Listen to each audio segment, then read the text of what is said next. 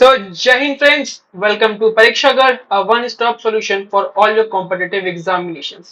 तो यार आज जिस दिन मैं वीडियो रिकॉर्ड कर रहा हूँ, आज ये श्री कृष्ण जन्माष्टमी का पावन अवसर है और आज के दिन मैं आप लोग को ये एश्योर करना चाहूंगा कि आपके कॉम्पिटेटिव एग्जाम्स को क्रैक करने के लिए जो जो भी कंटेंट लगता है, चाहे वो कॉन्सेप्ट के साथ हो, प्रीवियस ईयर क्वेश्चंस के साथ हो, एमसीक्यूज के साथ हो, सारा हम इसी चैनल पे आपको फ्री में प्रोवाइड करेंगे। तो एक बार आप इस चैनल को सब्सक्राइब करने के बाद ना आपको किसी बैच की सब्सक्रिप्शन लेने की जरूरत नहीं, कहीं और जाने की जरूरत नहीं। ये one stop solution for all your competitive examination in literal means. और रिटर्न भाई हमें आपसे चाहिए सिलेक्शन।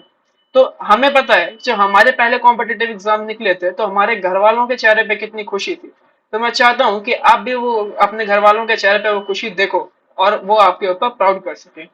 तो yes, my name is Shivansh Srivastava और आज मैं इंडियन पॉलिटी की लेक्चर सीरीज का तीसरा लेक्चर लेके आया हूँ। हिस्टोरिकल अंडरपिनिंग से अभी हम कर रहे हैं क्योंकि ये काफी इंपॉर्टेंट चैप्टर है, इससे एग्जाम्स में काफी क्वेश्चन आते हैं। और ये बेसिकली हमारे कॉन्स्टिट्यूशन का इवोल्यूशन भी है। हमारा कॉन्स्टिट्यूशन धीरे धीरे इवॉल्व हुआ। जैसे हमने पहले पढ़ा कि क्या क्या प्रोसेस हुई, आज हम उसकी आगे का कंटिन्यू करेंगे। तो आज जो हम बेसिकली पढ़ने वाले हैं वो है क्राउन रूल। और क्राउन रूल जो चला था 1858 से 1947। इसके पहले मैंने आपको जैसा बताया कि कंपनी रूल थी ना। कंपनी रूल जब आई तो 1773 के रेगुलेटिंग एक्ट से 1853 के चार्टर एक्ट तक ये कंपनी का रूल ही चला था। उसके बाद हमारे आजादी की पहली लड़ाई हुई, 1857 का रिवॉल्ट भी कुछ लोग कहते हैं।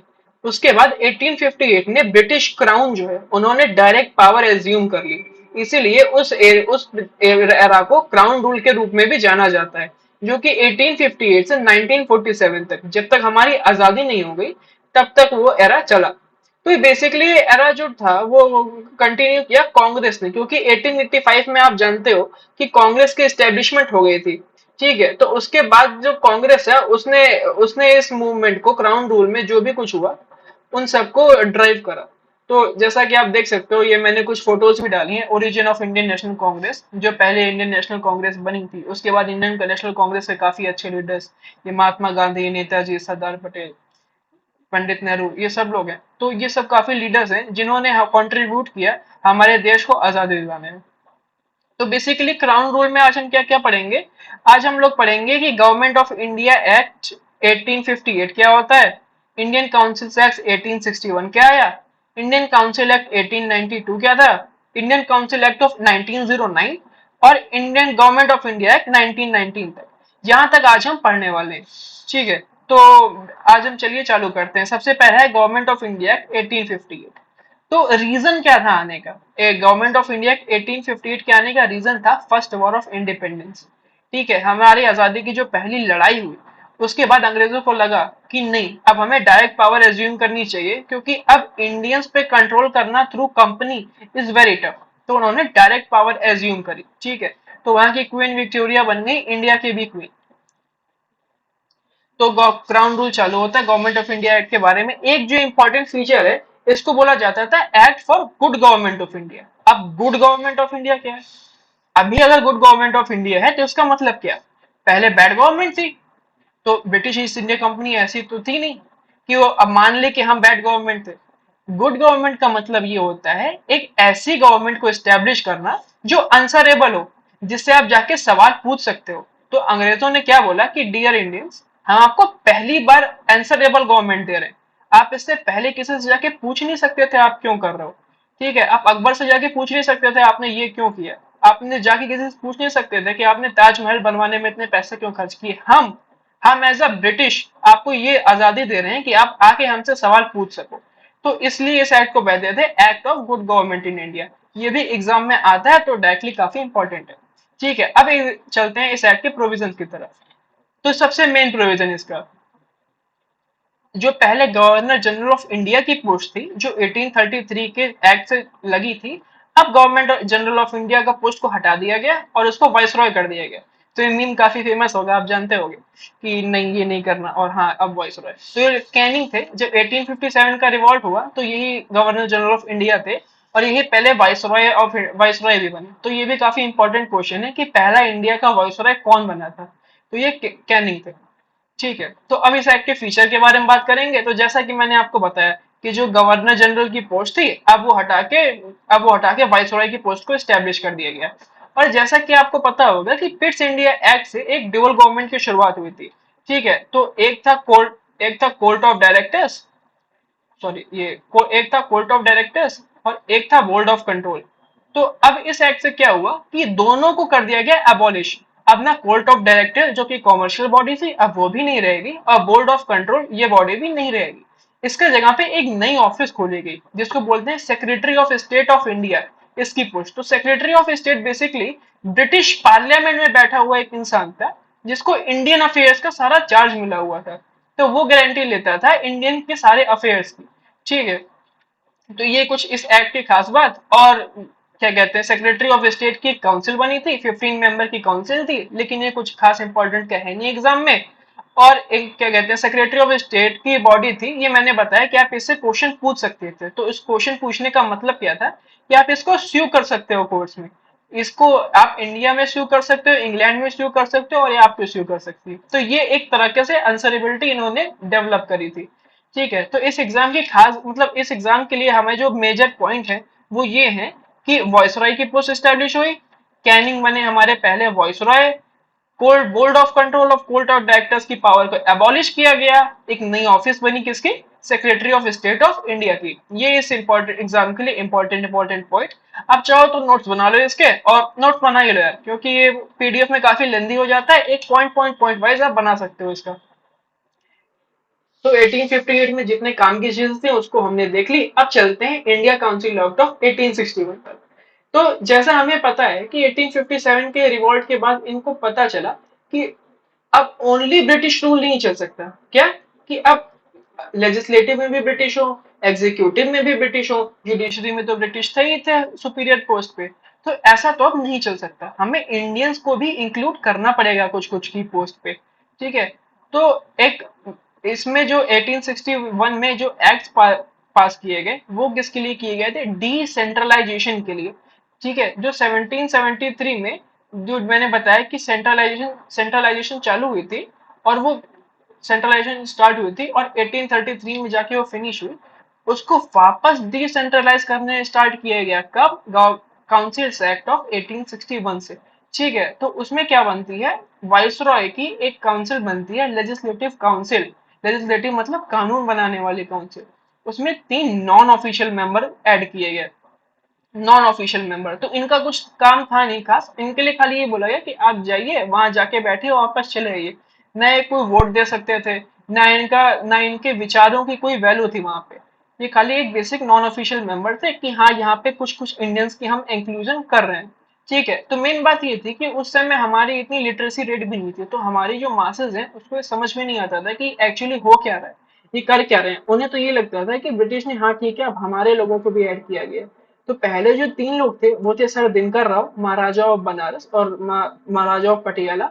ये 3 लोग थे जो इंडियन काउंसिल एक्ट में पहले नॉन ऑफिशियल मेंबर ऐड किए गए थे।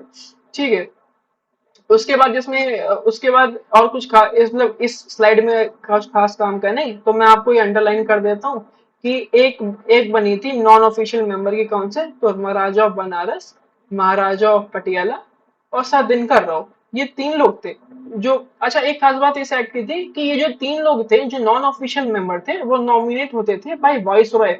जो वॉइस रॉय था वो डायरेक्ट इन लोग को नॉमिनेट करता था। ठीक है, तो 1861 की कुछ खास बात और एक और मेन बात, पोर्टफोलियो सिस्टम का पोर्टफोलियो सिस्टम स्टार्ट हुआ। पोर्टफोलियो सिस्टम मतलब कुछ लोगों को एक पोर्टफोलियो दे दिया गया, जैसे आज भी हम लोग मिनिस्टर्स में देखते हैं पोर्टफोलियो। किसी को होम मिनिस्ट्री है, किसी की डिफेंस मिनिस्ट्री है, कोई एजुकेशन मिनिस्टर है, किसी की फॉरेन मिनिस्ट्री है। तो उस समय भी एक पोर्टफोलियो सिस्टम दिया गया। पोर्टफोलियो मतलब आपका ये डिपार्टमेंट है और आपको इस डिपार्टमेंट के अंदर वर्क करना है। तो कैनिंग ने एक्चुअली 1859 में ये पोर्टफोलियो सिस्टम को स्टार्ट कर दिया था, लेकिन ये बाय रूल ये आया 1859 में इन्होंने प्रपोज किया था और बाय रूल ये आया 1861 के काउंसिल एक्ट में। ठीक है, और एक ऑर्डिनेंस बनाने की चीजें पास हुई। ऑर्डिनेंस जैसे आज भी हम लोग देखते हैं आर्टिकल 1, 2, 3 में प्रेसिडेंट ऑर्डिनेंस पास करते हैं, वैसा ऑर्डिनेंस एक उस समय भी पास करने का प्रोविजन आया इस एक्ट में। और उस ऑर्डिनेंस की भी लाइफ थी कितनी, 6 मंथ्स तक। तो इसमें इस एक्ट में खास बात क्या है कि नॉन ऑफिशियल मेंबर पहली बार लेजिस्लेटिव काउंसिल में रखे गए, एक्सपेंडेड काउंसिल कहते थे वाइसरॉय की। तो पहले तीन लोग कौन थे? राजा ऑफ बनारस, महाराजा ऑफ पटियाला और सर दिनकर राव, ये पहले तीन लोग थे। डिसेंट्रलाइजेशन की प्रोसेस चालू हुई, जो 1773 में सेंट्रलाइज करना स्टार्ट किए थे, 1833 में सेंट्रलाइजेशन कंप्लीट हुआ था। फिर उसके बाद 61 से 1861 से डिसेंट्रलाइजेशन स्टार्ट हुई। ठीक है, तो इस एक्ट की खास बात इतनी है, आप चाहो तो इसका नोट बना लो। हाँ हाँ, तो इसमें इतना ही खास बात है, पोर्टफोलियो सिस्टम कैनिंग का था। एक क्वेश्चन ये भी आता है कि under which viceroy the portfolio system है इवॉल्व। तो ये था कैनिंग के अंदर। ठीक है, और मैं लॉर्ड नहीं लगा रहा हूँ इनके पीछे, क्योंकि ये सब अपने आप को लॉर्ड बोलवाते थे, लेकिन ये लॉर्ड तो है नहीं, लॉर्ड तो ऊपर वाले ही है। ठीक है, अब आता है इंडियन काउंसिल एक्ट ऑफ 1892। ठीक है, तो 1861 में हमने देखा कैसे नॉन ऑफिशियल मेंबर को ले रहे थे, लेकिन फिर कांग्रेस आई, 1885 में हुआ एस्टेब्लिशमेंट ऑफ कांग्रेस। तो कांग्रेस में थे पढ़े लिखे लोग, उनको लगा कि यार ये नॉन ऑफिशियल मेंबर ही है, इनको तो कुछ खास काम भी नहीं हो रहा है। ठीक है, ये तो खाली आ रहे हैं और जा रहे हैं, तो ये तो हमें चाहिए नहीं। अभी ब्रिटिश आ गए हमारे इधर, 1600 में चार्टर लेके आए थे, कितने साल हो गए। अब ये जाएंगे कब? तो धीरे धीरे हमने चालू किया कि अब हमें चाहिए हमारी पावर। ठीक है, अब इंडिया को आप धीरे धीरे फ्री करो। तो उन्होंने कुछ कुछ धीरे धीरे प्रेशराइज करना चालू किया, तो इन्होंने एक्ट के थ्रू धीरे धीरे डिसेंट्रलाइजेशन चालू किया। ठीक है, तो अब इसमें जो नॉन ऑफिशियल मेंबर थे, उनकी नंबर बढ़ा दी गई और कुछ खास पावर दी गई। जो पावर है वो इंपॉर्टेंट है कि अब नॉन ऑफिशियल मेंबर क्या बजट डिस्कस कर सकते हैं और एग्जीक्यूटिव से क्वेश्चन पूछ सकते हैं। ये एक्चुअली कोई बजट डिस्कस करना कोई खास पावर नहीं, लेकिन अब आप बजट डिस्कस कर रहे हो तो आप अपने पॉइंट भी रखोगे, आप इंडियन के मासेस के पॉइंट भी रखोगे, भारत की जनता क्या चाहती है ये हमारे लोग तो ये बताएंगे। ब्रिटिश को क्या पता भाई, वो तो व्हाइट मैन सुप्रीमेसी में जी रहे थे। और एग्जीक्यूटिव से सवाल पूछ सकते हो, तो पूछ सकते हो कि वॉइसरॉय साहब आपने ये क्यों करा। और क्वेश्चन पूछने में जो पावर है ना, वो कहीं और नहीं है। और एक खास बात जो एक्ट की ये है कि अब जैसे पहले हमने पढ़ा था कि 1861 का जो एक्ट था, उसमें जो नॉन ऑफिशियल मेंबर थे वो सीधे वॉइसरॉय नॉमिनेट करता था। इसमें जो नॉन ऑफिशियल मेंबर थे वो आने वाले थे chamber of commerce, municipal corporation, universities, इन सब के रिकमेंडेशन से। तो एक इनडायरेक्ट इलेक्शन का यहाँ पे स्टार्ट हुआ। एक्चुअली इस एक्ट में कहीं इनडायरेक्ट इनडायरेक्ट इलेक्शन का नाम तो नहीं है, लेकिन ये जो प्रोविजन है वो यही बताता है कि इनडायरेक्ट इलेक्शन होने लग गया है। तो अब जो भी नॉन ऑफिशियल मेंबर जाते थे वो हमारे लोग भी नॉमिनेट करके भेजते थे। तो उनको एक्चुअली ग्राउंड रियलिटी पता थी, और उसके साथ साथ उन्होंने बजट डिस्कस करने की पावर भी दे दी और एग्जीक्यूटिव से क्वेश्चन पूछने की पावर भी दे दी। तो तो ये हो गया काफी अच्छी चीज। ठीक है, तो इसमें आप अगर नोट्स बनाना हो तो ये बना सकते हो कि अब जो नॉन ऑफिशियल मेंबर थे उनको ये लोग अपॉइंट करते थे सेंट्रल लेजिस्लेटिव काउंसिल में जो जाने वाले थे। ठीक है, क्या उनको प्रोविंशियल लेजिस्लेटिव काउंसिल के और बंगाल चेंबर ऑफ कॉमर्स के लोग नॉमिनेट करते थे। ठीक है, और जो लेजिस्लेटिव प्रोविंशियल लेजिस्लेटिव काउंसिल में जाने वाले थे उनको district board, municipalities, university, state education, zamindar, ये लोग नॉमिनेट करते थे। ठीक है, तो दो बात, जो सेंट्रल लेजिस्लेटिव असेंबली में जाएगा उसको उसको प्रोविंस से करते थे, और बंगाल चेंबर ऑफ कॉमर्स से करते थे। ठीक है, और जो प्रोविंशियल में जाने वाले थे उसको यूनिवर्सिटीज, जमींदार, ट्रेडर्स, म्यूनिसिपालिटीज, ये लोग नॉमिनेट करते थे। तो एक ये इंपॉर्टेंट इस एक्ट के क्वेश्चन आ सकता है, और बहुत बार मैंने देखा भी एग्जाम में आया भी है। एक बात ये भी आया है कि विच एक्ट में ऐसा डायरेक्ट कहते हैं first time indirect election start हुई। तो यही एक्ट है इंडियन काउंसिल एक्ट ऑफ 1892। इसमें पहली बार इनडायरेक्ट इलेक्शन स्टार्ट हुआ। हालांकि इस एक्ट में वापस कहूंगा, इस एक्ट में कहीं डायरेक्ट मेंशन नहीं है इनडायरेक्ट इलेक्शन का, लेकिन ये इनडायरेक्ट इलेक्शन ही है। ठीक है, तो अब पारी है इंडियन काउंसिल एक्ट ऑफ 1909 की। तो इसको बोला जाता है मॉर्ले मिंटो रिफॉर्म्स बिल, इसको बोला जाता है।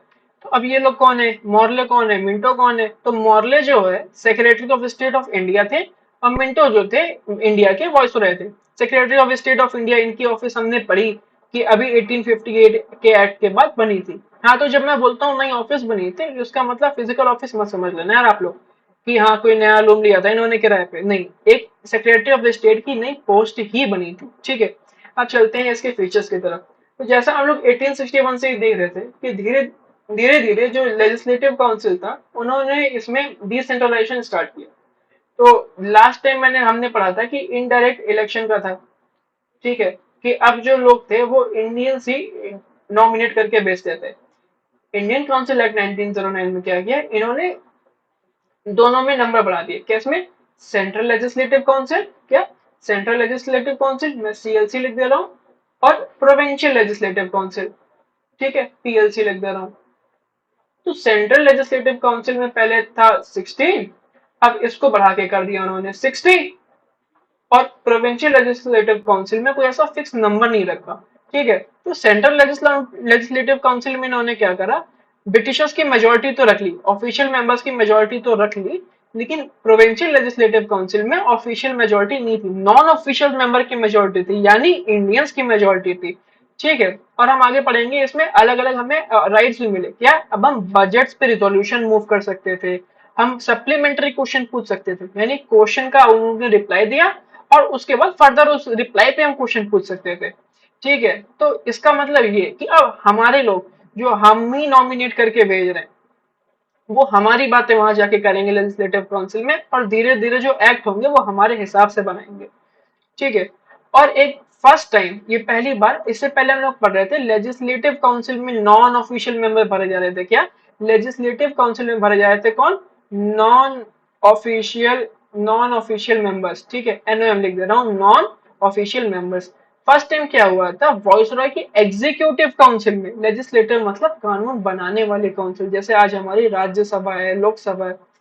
अब एग्जीक्यूटिव क्या होता है, जो पारित करता है इसको। ठीक है, एग्जीक्यूट मतलब जो कानून बनता है उसको कौन जमीन ग्राउंड लेवल पे पारित करता है, कौन लेके जाता है, एग्जीक्यूट कौन करता है, उसको बोलते हैं एग्जीक्यूटिव। ठीक है, तो पहली बार वाइसरॉय की एग्जीक्यूटिव काउंसिल में इंडियंस का एसोसिएशन हुआ। तो पहले ऐसे इंडियन कौन बने? सत्येंद्र प्रसाद सिन्हा ऐसे पहले इंसान थे जो वाइसरॉय की एग्जीक्यूटिव काउंसिल में गए और उन्होंने उन्होंने लॉ मेंबर की पोस्ट एक्सेप्ट करी। ठीक है, तो ये भी एग्जाम में बहुत पूछता है कि who is the first Indian to join viceroy executive council. ठीक है, एग्जीक्यूटिव काउंसिल, जो नॉन ऑफिशियल मेंबर जो लेजिस्लेटिव काउंसिल में गए थे वो नॉन कौन थे? Sir Dinkar Rao, Raja of Patiala, Raja of Banaras. तो दोनों में अंतर समझना है, एग्जीक्यूटिव काउंसिल क्या होती है और लेजिस्लेटिव काउंसिल क्या होती है। ठीक है, और एक खास बात जिसके लिए मॉडल रिफॉर्म्स जाना जाता है और जो एग्जाम से बहुत ज्यादा पूछा जाता है, क्या कि फर्स्ट टाइम मुस्लिम्स के लिए सेपरेट इलेक्टोरेट इन्होंने करा, यानी कम्युनिज्म को इन्होंने लीगलाइज कर दिया। और इसी के चक्कर में जो मिंटो हैं उनको बोला जाता है फादर ऑफ कम्युनल इलेक्टोरेट। ठीक है, तो फर्स्ट टाइम इन्होंने क्या किया कि अब मुस्लिम्स के लिए सेपरेट इलेक्टोरेट रोल बनेगा। ठीक है, अब उनका इलेक्टोरेट अलग जोड़ा जाएगा। तो इसको डॉक्टर बी आर अम्बेडकर ने 1950 ने काफी स्लैब दिया। ठीक है, जब उन्होंने आर्टिकल 325 पे लिखा कि कोई भी सेपरेट इलेक्टोरेट, कोई भी नया इलेक्टोरेट रोल नहीं बनेगा, किसके किसके आधार पे? किसके आधार पे? रिलीजन के आधार पे, सेक्स के आधार पे, रेस के आधार पे नहीं, नहीं बनेगा। ठीक है, ये आर्टिकल 325 में ये है। तो 1909 के एक्ट के बारे में खास बात क्या क्या है जो एग्जाम में आ सकती है, इसको मॉडलेमेंट और रिफॉर्म भी बोलते थे। ठीक है, इसमें इसमें 16 से 60 करी गई, किसकी? सेंट्रल लेजिस्लेटिव काउंसिल, और प्रोविंशियल को नहीं जोड़ा गया। ये इतना खास एग्जाम में कुछ आता नहीं, तो अगर आपको नहीं आते तो भी चलेगा। 16 से 60 किए थे, क्या से क्या किए थे। मेन जो एग्जाम में आता है इसको बोलते थे क्या? मॉडलेमेंटो रिफॉर्म्स। और सत्येंद्र प्रसाद सिन्हा पहले ऐसे इंसान थे जिन्होंने वाइसरॉय की एग्जीक्यूटिव काउंसिल ज्वाइन करी। ठीक है, और सेपरेट इलेक्टोरेट, ये तो इतना इंपॉर्टेंट है कि इसे कहीं लिख लो यार, इसे कॉपी में लिख ही लो सेपरेट इलेक्टोरेट को, क्योंकि ये बहुत एग्जाम में आता है, बहुत ज्यादा। और ये भी आता है कि first time Minto who known, जिनको बोला गया फादर ऑफ कम्युनल इलेक्टोरेट। ठीक है, सो नेक्स्ट है गवर्नमेंट ऑफ इंडिया एक्ट 1919। तो इसको मॉन्टेग्यू क्लेम्सफोर्ड रिफॉर्म्स के नाम से भी जाना जाता है। ठीक है, तो मॉन्टेग्यू क्लेम्सफोर्ड कौन है? मॉन्टेग्यू क्लेम्सफोर्ड वैसे ही है जैसे मॉर्ले और मिंटो। मॉन्टेग्यू है सेक्रेटरी ऑफ स्टेट और क्लेम्सफोर्ड है वॉइसरॉय। ठीक है, तो इसको बेसिकली मॉन्टेग्यू क्लेम्सफोर्ड के रिफॉर्म से भी जाना जाता है। तो अगर एग्जाम में आए कि Montagu Chelmsford reforms are known as also, तो कौन सा है? Government of India act 1919। ठीक है, या फिर government of India act is also known as तो मॉन्टेग्यू क्लेम्सफोर्ड रिफॉर्म्स। तो इसकी खास बात, तो पहली खास बात तो वही होगी, जो लेजिस्लेटिव काउंसिल में डिसेंट्रलाइजेशन चल रहा था, जो 1861 से चालू हुआ था, वो और भी आगे कंटिन्यू होगा। तो अब देखो 1919 आ गया, कांग्रेस फुल पावर में, गांधी जी भी आ चुके हैं। तो अब क्या खास बात हुई कि अब लोगों ने मांगा बाई कैमरलिज्म दो, हमको सेपरेशन ऑफ पावर दो, हमें भी पावर दो कि हम अपने ऊपर रूल बनाए। ठीक है, तो हमने ऐसा राइट मांगा था, जैसा कि हम 7 शेड्यूल में देखते हैं कि एक अलग अलग हर चीज की लिस्ट है, यूनियन लिस्ट है, स्टेट लिस्ट है, कॉन्करेंट लिस्ट है, हमने वैसी राइट मांगी थी। लेकिन इन्होंने क्या दी, एक डायरची, यानी प्रोविंशियल में इन्होंने दी तो ऑटोनॉमी, लेकिन प्रोविंशियल को भी दो लिस्ट में सेपरेट कर दिया।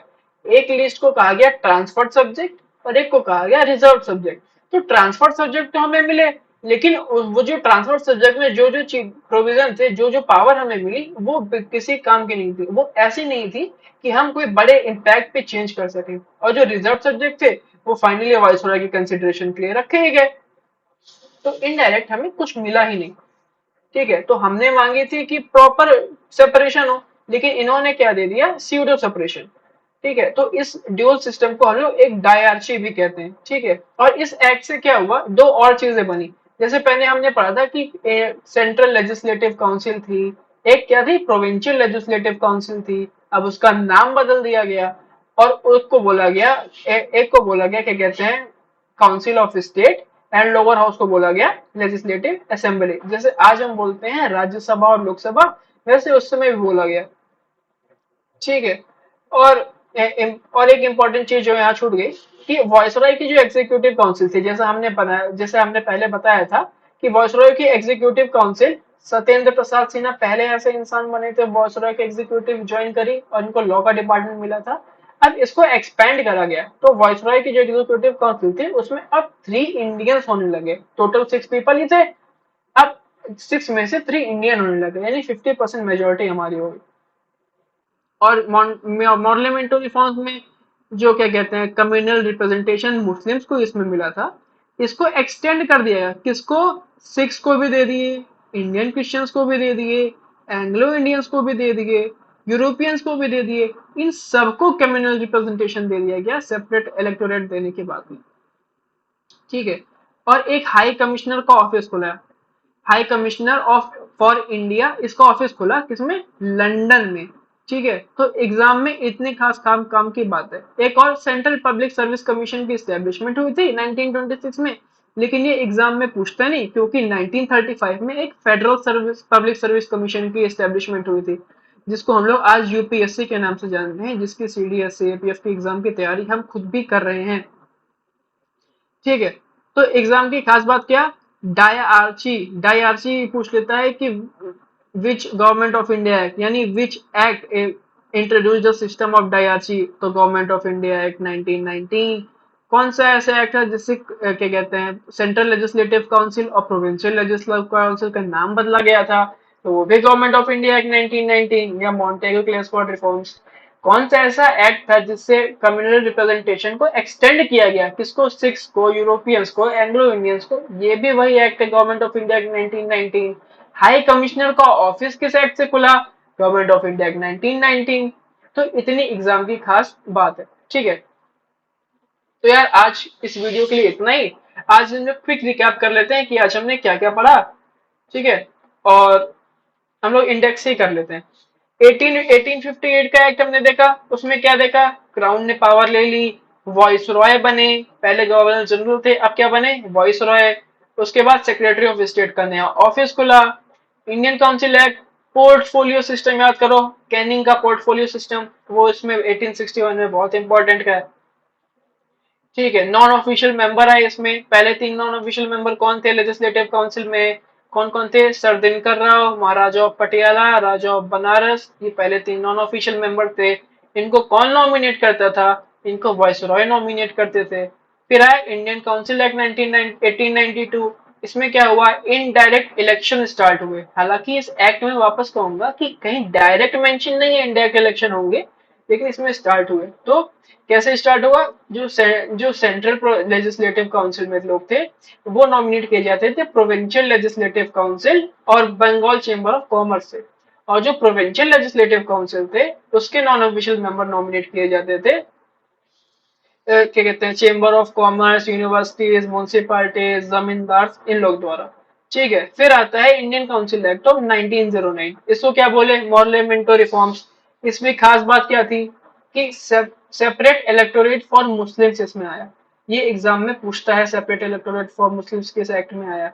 ठीक है, और एक खास बात कि पहली बार वॉइसरॉय की जो एग्जीक्यूटिव काउंसिल थी उसमें एक इंडियन मेंबर गया। कौन कौन गया है? उसका नाम आप कमेंट सेक्शन में बताओ, उनका नाम कमेंट सेक्शन में बताओ। ठीक है, और गवर्नमेंट ऑफ इंडिया एक्ट 1919, इसमें हमने पढ़ा क्या, मॉन्टेग्यू क्लेम्सफोर्ड रिफॉर्म्स। क्या पढ़े, मॉन्टेग्यू क्लेम्सफोर्ड रिफॉर्म्स। उसकी खास बात क्या थी, डाई आर्ची इंट्रोड्यूस हुई। क्या डाई आर्ची इंट्रोड्यूस हुई, नाम चेंज हुआ।